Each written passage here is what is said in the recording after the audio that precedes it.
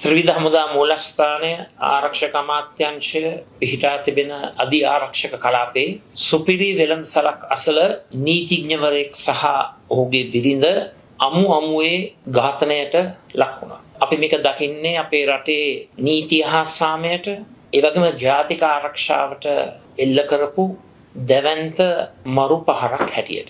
වර්තමාන රජය බලයට පත් වූ දා සිටම අපේ රට තුළ මේ ඝාතන සංස්කෘතිය දිනෙන් දිනම වැඩි වී තිබෙනවා. මේ ඝාතනයන් සිදු වෙනකොට රජය කියන එකම දේ තමයි මැර කල්ලි අතර පාතාල කල්ලි අතර ඇතිවෙන ගැටුම් නිසා මේ මරණ සිදු වෙනවා කියන කාරණා. නමුත් මම රජයෙන් අහන්න කැමතියි මේ රටේ නීතිඥ ප්‍රජාවට තමන්ගේ වෘත්තිමය කටයුතු නිදහස්ව නිවහල්ව බියෙන් තොරව ක්‍රියාත්මක කරන්නට වාතාවරණයක් නැද්ද?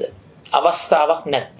නිදහස් නිවහල් බියෙන් සැකෙන් තොරව වෘත්තිමය කාර්යභාර ඉෂ්ට කරන්නට බැරි තත්ත්වයක් තුළ අද මුළු මහත් ජන සමාජයම බරපතල කඩාවැටීමකට ලක් වෙලා තිබෙනව නේද? යුක්තිය පසදලීමේ ක්‍රියාවලිය, නීතියේ ආධිපත්‍යය අද කඩාවැටිලා තිබෙනවා. රටේ නීතිය, උත්තරීතර නීතිය අද වල් බිහි වෙලා තිබෙනවා. කැලෑ නීතිය අද රජ වෙලා තිබෙනවා.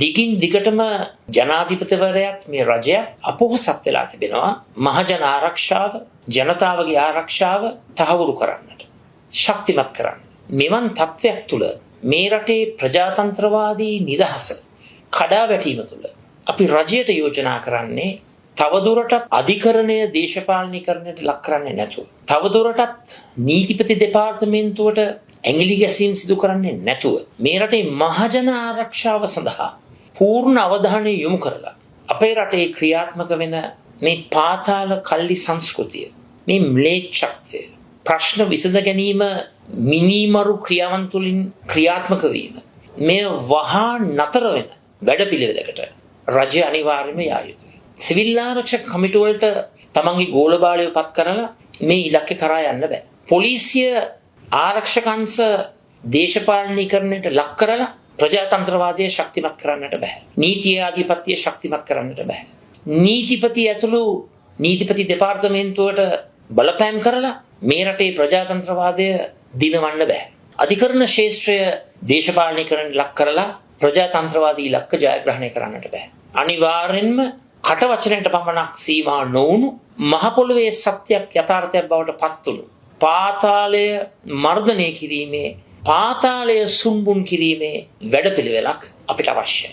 ඒ වැඩපිළිවෙල ක්‍රියාත්මක කිරීම සඳහා රජය අසමත් වෙලා තිබෙනවා. අපි කියන්න කැමති මේට වැඩිය ශක්තිමත් කොන්ද පණ තියෙන මේ රටේ පාතාලය මර්ධනය කරන, මේ රටේ ඝාතන සංස්කෘතිය මුලිනු පුටා දමන පැහැදිලි සක්‍රීය වැඩසටහනකට ප්‍රජාවත් කේන්ද්‍ර කරගෙන, ජනතාවත් සහභාගී කරවගෙන ආරක්ෂක අංශ, පොලිසිය, නීති පද්ධතිය, නීතිපති දෙපාර්තමේන්තුව, ඒ වගේම අධිකරණය ඒවට දේශපාලන බලපෑම් එල්ල කරන්නේ නැතුව ශක්තිමත් යාන්ත්‍රණයක් තුළින් මේ රටේ ජනතාවට බියෙන් සැකෙන් තොරව ජීවත් විය හැකි වාතාවරණයක් කරුණාකරලා නිර්මාණය කරන්න.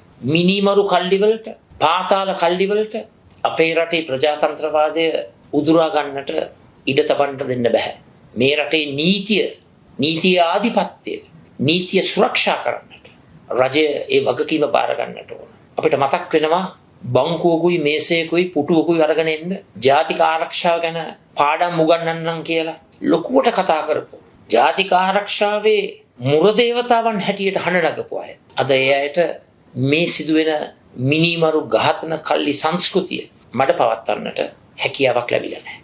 මේ ඝාතන ඉදිරියේ රජය නිරුත්තර වෙලා ඉන්නේ, අඩපණ වෙලා ඉන්නේ. රජයට අපි යෝජනා කරනවා කොන්ද කෙලින් තියාගෙන මහජන ආරක්ෂාව, නීතිය හා සාමය, ජාතික ආරක්ෂාව තහවුරු කරන්නට කටයුතු කරන්න. දේශපාලන පරිගැනීම් වලට ඔබ යොමු කරන උනන්දුව කරුණාකරලා රටේ ආරක්ෂාව, ජනතා ආරක්ෂාව, මහජනතාවගේ ආරක්ෂාව වෙනුවෙන් ඒ උනන්දුව දක්වන්නේ කියන එක අපි ඉල්ලීමක් කරනවා. පැහැදිලිවම ඒ නිර්මාණය කරන්නට ඔබ අපොහොසත් වුණොත් මේ රටේ ජනතාව ඉදිරි කාලයේදී නියමිත තීන්දුව తీරන ටික රට වෙනුවෙන්, ජනතාව වෙනුවෙන් ගලී කියන එක අපි විශ්වාස කරනවා.